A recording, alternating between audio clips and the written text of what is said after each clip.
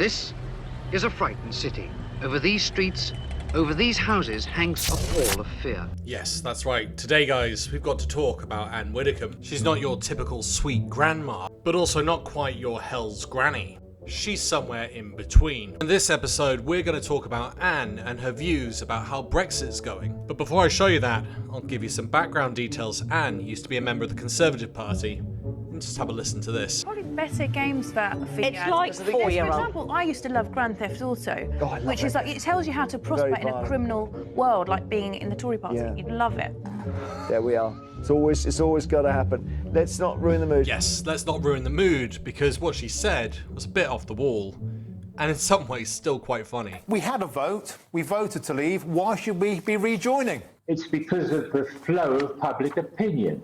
Every month we see more and more people in polls wanting to rejoin or at least move closer to the EU than we currently are. Note that head shaking taking place with Anne. She's obviously not convinced. It's interesting as well because when you start to look at the polls, it's all the way back in April 2022 where there was some sort of balance between rejoining and remaining out. But after that, all polls that I could find seem to be suggesting it's anywhere between 10 and 20% that want to go back in. And if you look at ITV and their youth tracker, 86% of under 25s want to rejoin. And of course, have a listen to Anne talking about ignoring the vote. And I think voting could well become then a minority occupation. I mean, if people think that their vote is going to be completely just ignored. I mean, this was the biggest democratic exercise that we have had for decades. We had record numbers of people voting. We had people voting who don't normally vote. And if the answer to that is, well, we're just not going to do what you want to do because Parliament has a different opinion, then why bother to vote at all? I mean, that'll be the attitude. I mean, but a lot of Missy, Britons now, I think, have just lost the will to live. So people want to voice their opinion and Anne is happy to ignore them. What is not being explained here by Gina Miller or by anybody else is the sheer costs and the upheaval that would be involved in rejoining. We'd almost certainly have to take on the euro, for example. Would we? These countries don't. Bulgaria, Denmark, Romania, the Czech Republic, Hungary, Poland, Sweden. The costs of rejoining would be prohibitive, and there would still be a very large section of the country against it. It wouldn't be worth the political upheaval.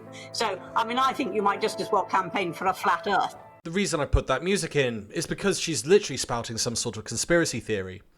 We were already in the EU, so how is it that out of hand to suggest that we could go back in? Why is she comparing it to a flat earth theory that was once believed but science showed was incorrect? Interestingly, Greek mathematicians showed that the world was round, and yet this knowledge was lost and then regained, something similar to that of rejoining the EU. And we'll add to that, the pound has never recovered since Brexit. If we were to even announce that we were rejoining, the pound would surge up, which means imports are cheaper. We'd instantly be making money. But there is something much more subtle which can happen and which I think is at the top of Starmer's agenda, which is you don't rejoin the EU, you just stay aligned to it. So you accept its law, you accept openness of borders, you start accepting things that we actually rejected in the course of that referendum. Interesting how she's starting another conspiracy theory, despite Starmer saying repeatedly he will not. Maybe in some areas he will align with the EU, maybe not. But he's categorically said no to rejoining. But I also blame the Brexiteers, because I think we need to make the case much more clear. We've had some fantastic trade deals, entry to a market that's 500 million people. We've had fantastic trade deals. The trade deal she's referring to is the CPTPP, which is the equivalent of how much we make from selling toilet paper, and is worth about the same value as the Manchester City first team. So yes, let's celebrate that. Now I have done another video on this, but just to re-emphasize, as much as this deal does seem to be quite nice, well, we already have deals with most of these countries. Free trade deals.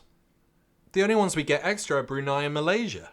And we don't make the most of it. And all you ever hear from the Brexiteers is grumbling that Brexit hasn't been done, which it hasn't been.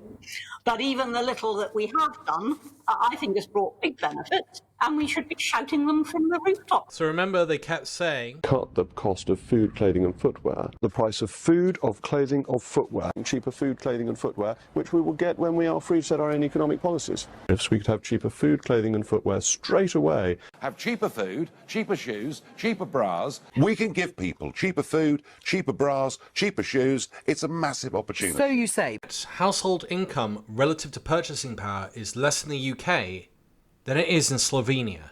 And it's repeated over and over again within multiple news organisations, also claiming that Poland is about to overtake Britain for this, because there is a huge income inequality gap, and Brexit is exacerbating that.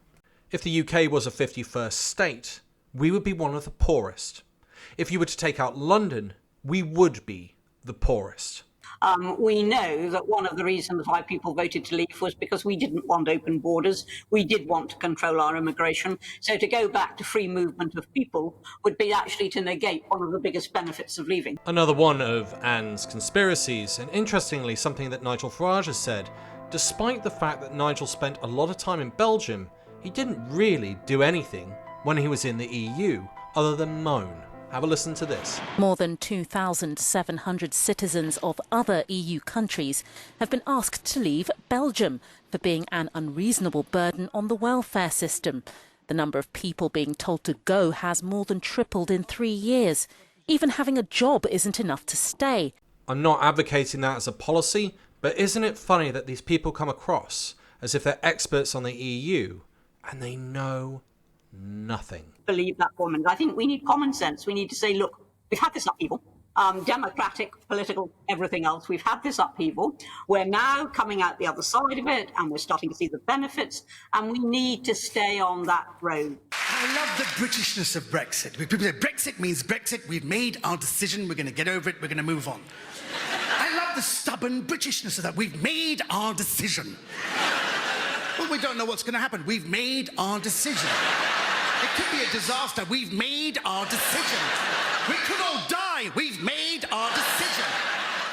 There's a lot of Brexiteers in particular said that Remainers and now rejoiners always felt that they knew better and that people were conned when they voted for Brexit. Do you still stand by that? Well, I think a lot of false information was given about Brexit at the time that the referendum was taken. Maybe the easiest thing for us to do on the Brexit camp is just to talk about the net figure.